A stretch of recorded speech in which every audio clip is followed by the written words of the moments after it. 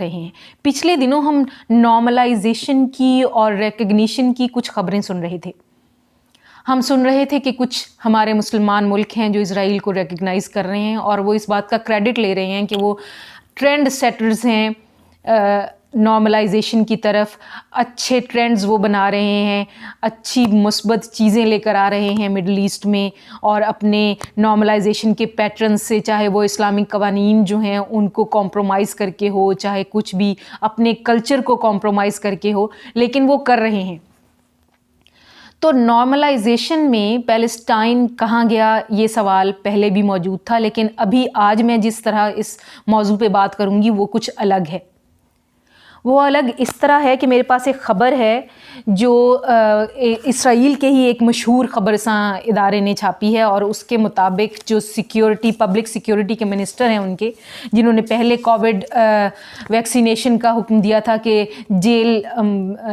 Jail खाना जात जो हैं उनमें जितने भी कैदी हैं, सिक्योरिटी के कैदी हैं, उनको वैक्सीनेशन उनकी की जाएगी। क्योंकि दुनिया भर में ये बात हो रही है कि जो बाहर फ़िज़ा में फिरने की निस्बत जो अंदर रहते हैं लोग, उनमें कोविड के फैलने का तनासुब भी ज़्यादा है और ख़तरा भी ज़्यादा है। ये बात यहाँ तक ठीक थी, लेकिन इससे आगे की बात जो है वो इतवार को एक नई खबर पता चली कि उन कैदियों में से पैलेस्टीनियन कैदियों को निकाल दिया गया है कि उनकी वैक्सीनेशन नहीं होगी। उसके अलावा ये भी इज़राइल में जो है डिसीजन ले लिया गया हुआ है कि जितने 2.5 मिलियन पैलेस्टीनियंस रहते हैं, जो कब्ज़ा शुदा इलाका है वेस्ट बैंक का भी और इज़राइल की टेरिटरी में भी, पैलेस्टीनियंस 2.5 मिलियन रहते हैं जिनको नहीं लगाई जाएगी वैक्सीन, और वो पैलेस्टीनियन अथॉरिटी का इंतज़ार करेंगे। और वो अथॉरिटी जो है वो ऑलरेडी फ़ंड्स की उसके पास कमी है, और वर्ल्ड हेल्थ ऑर्गेनाइजेशन की तरफ से जो अगले साल गरीब मुल्कों के लिए एड आएगी उसमें से कोशिश की जाएगी कि उसको कोई एड दी जाए ताकि वो पैलेस्टीनियंस को, बाकी जो बल्कि सारे पैलेस्टीनियंस को की वैक्सीनेशन कर सकें। सवाल बहुत बड़ा उठता है उन सब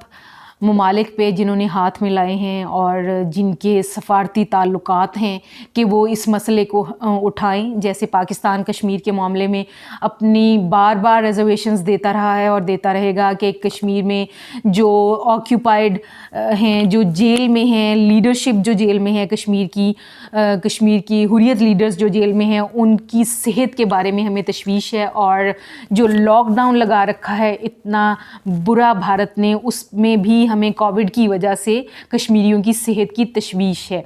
इसी तरह अब इंतज़ार इस बात का है कि जो सारे मुस्लिम कंट्रीज़ जो सफारती ताल्लुकात भी रखते हैं और सनती ताल्लुकात रखते हैं, मुआशी ताल्लुकात रखते हैं, सकाफ़ती ताल्लुकात रखते हैं अब इज़राइल के साथ, तो उनकी तरफ से क्या कोई दबाव ऐसा आ सकता है